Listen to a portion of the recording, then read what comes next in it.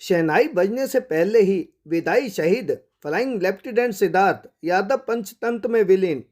सिद्धार्थ यादव को चचेरे भाई सुधीर यादव ने दी मुखाग्नि। सैन्य सम्मान के साथ दी गई विदाई। अंतिम सफर पर निकले सिद्धार्थ यादव की मंगेतर भी दर्शन करने पहुंची। 23 मार्च को हुई थी सगाई। सिद्धार्थ यादव अमर रहे से गूंजा आसमां। माता पिता का इकलौता बेटा था सिद्धार्थ यादव। बाल्की माजरा गांव में दी अंतिम विदाई। राजनेताओं के साथ साथ प्रशासनिक अधिकारी रहे मौजूद। 2 मार्च को लड़ाकू विमान जगुआर गुजरात के जामनगर में हो गया था क्रैश।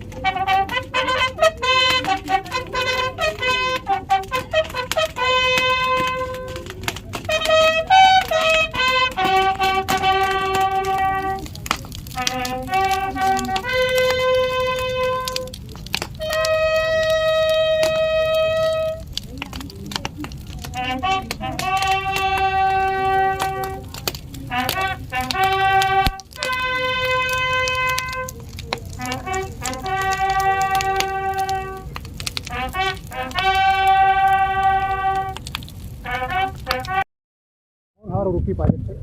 शुरू से ही वो बम्बर स्क्वाड्रन में आए और वो जगुआर स्क्वाड्रन में अपना उन्होंने करियर शुरू किया। फाइटर में क्वालिफिकेशन करने के बाद जगुआर बहुत ही डेडली एयरक्राफ्ट है इस दुनिया में। यदि मैं सही हूँ तो भारत के सिवा जगुआर को कोई नहीं उड़ा रहा, हम ही उड़ा रहे हैं। आप राफेल का नाम सुनते होंगे। राफेल जिस कंपनी ने बनाया डससाल्ट में, फ्रांस में, ये जहाज़ उसी का बनाया हुआ है, बहुत पुराना हो चुका है और हम अभी भी इस जहाज़ को मेंटेन कर रहे हैं और उड़ा रहे हैं। हमारे पास से कई स्क्वाड्रन है। ये लड़का भी अच्छा कर रहा था उसमें और जल्दी ही इसका टाइम के अनुसार प्रमोशन हो गया था। पायलट बन गए थे 21 में। उसके बाद ये छुट्टी पे आए हुए थे, अभी रेवाड़ी में ही रह रहे थे। आई थिंक 23 मार्च को इनकी सगाई फिक्स हो गई थी। शादी अभी नवंबर में होने वाली थी और 31 मार्च को ये छुट्टी से वापस गए।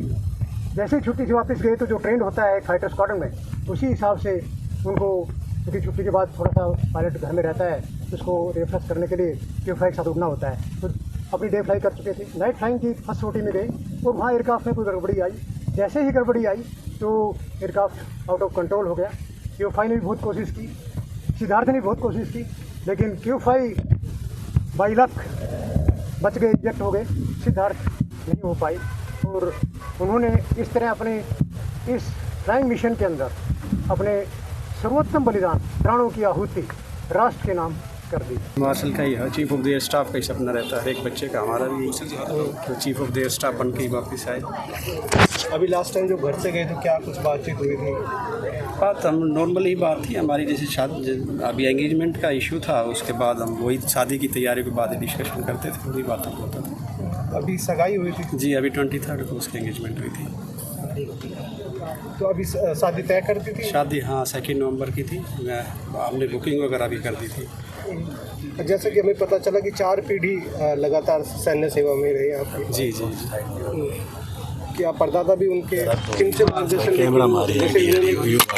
पीढ़ी वही सेना से रही। हमारे उनके सिद्धार्थ के परदादा भी बंगाल इंजीनियर्स में थे। मेरे पिताजी जो थे उनके दादा वो भी एडी में थे, पैरा में। मैं एयरफोर्स से हूँ, अभी LIC में हूँ और हमारे 2 भतीजे भी एयरफोर्स में हैं। तो हमारी 4थी पीढ़ी का था ये फाइटर पायलट।